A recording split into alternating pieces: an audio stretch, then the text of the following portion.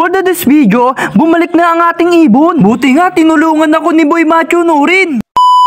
So ayun, magandang umaga. Buti bumalik ang ating parakit. Eto nga, pinaganda ko siya ng patuka. Baka kasi siya ay nagugutom na. Eto nga yung pinakamalupit kong plano. Yung kulungan, nilagyan ko ng tali at sa bintana ko idinaan para madaling mahuli. Subalit kanina pa ako dito at hindi ako pinapansin. Pagsilip ko nga, itsupuera lang ang aking pain. Aba, chismosang ibon, nakipagchismisan pa sa mga isda. Nagulat nga ako, akala ko nalulunod na siya. Yung pala, nasa likod lang pala ng aquarium. Kaya palang tinawag na lovebirds kasi nagmamahalan talaga sila. Ang ibon natin nandoon.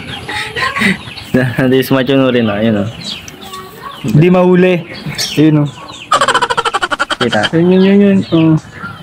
Eto nga pala naisip ni Boy Macho Nurin. Napakahusay, hindi lang malaki ang katawan niya, malaki din kanyang utak. So eto na yung ating nawawalang ibon at bumaba na at nakita ka si Don David. Napakaseryoso ni Boy Macho Nurin, akala ko na ebak na, yung pala focus sa ginagawa niya. Sabi niya para ka lang nanguhuli ng manok doon sa probinsya. Dito kasi sa Laguna, iba ang inuhuli. Walang iba kundi mga matatanda na hindi patuli. Siyempre, biro lang yun.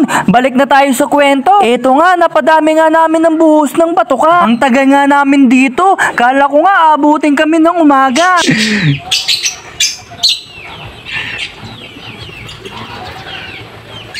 Dapat doon na natin binuhos po. Siyempre. Galing ni Macho. Ang husay mo pala, pre,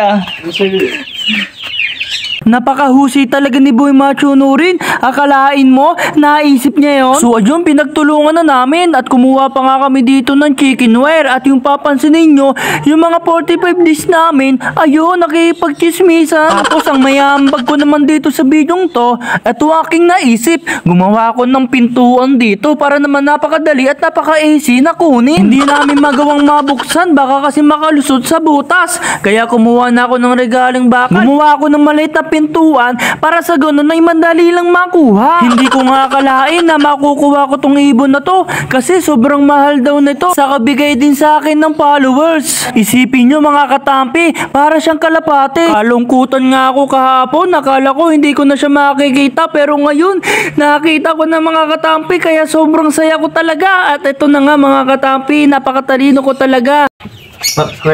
Guys! Nawali. Sakit. Ay nako, salamat kay Macho Nurin. Nahuli natin yung ating ibon. Salamat, pre. Yan. Salamat sa inyong panonood. So ayun, masaya na ang kwento, masaya na si Kidlat at si Kulong. Salamat!